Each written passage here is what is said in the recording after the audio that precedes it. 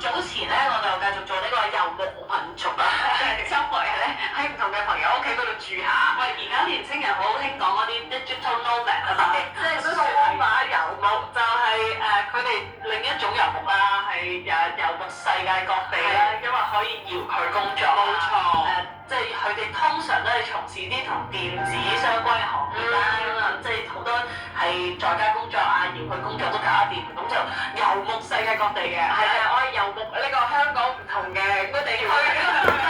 因為咧即係唔同嘅朋友，如果佢哋外遊咧而且家有寵物嘅話咧，都即係相熟㗎啦，都會邀請我去幫佢哋看屋兼看住佢哋嘅貓貓狗狗咁啊。咁最近我嘅至親又係家姐咧，咁就去咗2個星期嘅旅行啦，咁就邀請咗我去佢屋企嗰度咧，就幫佢看貓兼且看屋嘅。而且咧喺呢段時期咧，仲要係正值打風嘅時候，即係話加沙。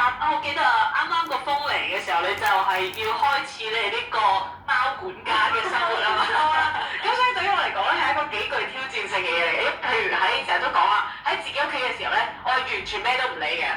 即係屋企人會照顧啦，即係屋企人會處理嗰啲門啊、窗啊、嗰啲出面啲鞋啊，咁我就唔理啦咁。咁但係去到家姐屋企，家姐同姐夫都即係唔喺度喎，咁我有責任幫佢照顧好家園㗎嘛。咁佢屋企咧就係嗰啲採光度極高嘅家居嚟嘅，即係嗰個大玻璃咧係即係好高，而且樓底好高啦。咁所以咧我就開始，究竟要唔要黐玻璃咧？究竟啲氣窗要點樣處理咧？即係又討論咗一輪啦。咁貓貓會唔會好驚咧？即係點樣可以確保貓貓都健康咧？即係呢一個嘅過程咧，都已經令到我有好多唔同嘅考慮啦。咁但係咧喺颱風未嚟之前咧，我已經遭遇到一個好驚嚇嘅事情啦。咁但係咧喺颱風嚟之前咧，家姐就千萬提醒我，一定要將佢喺露台外面嘅植物咧搬到入去即係廚房嗰度，因為我已經打大風咧就會跌落街啦。